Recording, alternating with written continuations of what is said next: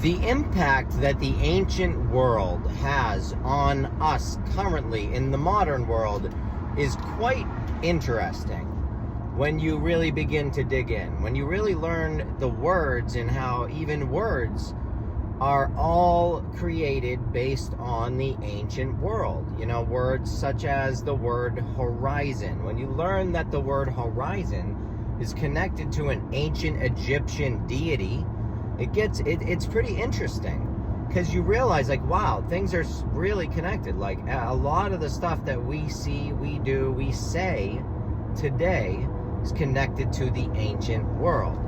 You know, and then when you start connecting more dots and you realize now that ancient symbolism is all connected also through the American dollar bill and through a lot of the elite clubs and things that's happening behind the scenes in this country, starts to get really interesting. Symbols to me are the emojis of the ancient world, really.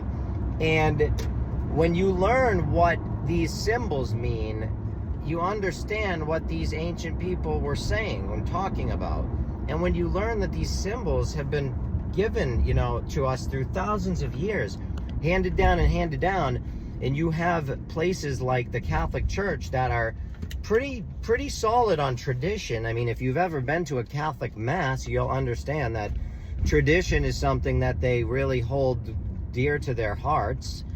And what you also will realize is that the symbolism in the Catholic Church, when you learn what the symbols are, is all has to do with the sun in the sky, the risen Savior, because the sun is the risen Savior.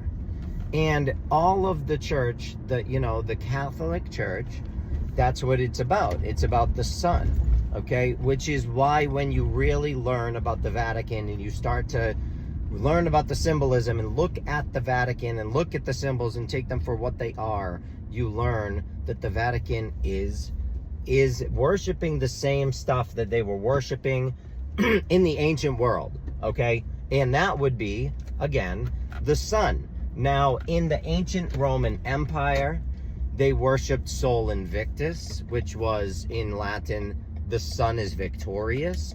Over who? Over the night, because night was another deity. Now, night in the ancient world was known as Set. Why Set? Because at night, the sun would set.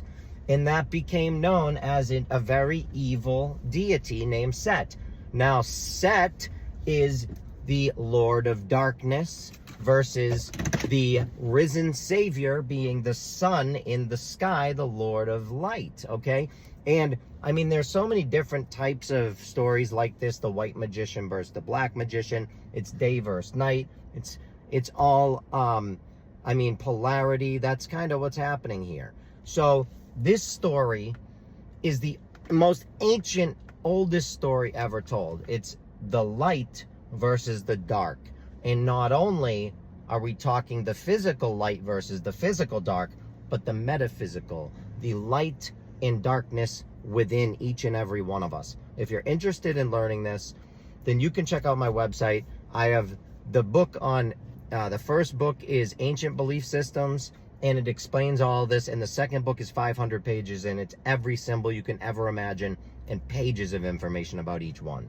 I love you all. Check out my website, withthesun33.com, and this is for entertainment and satire.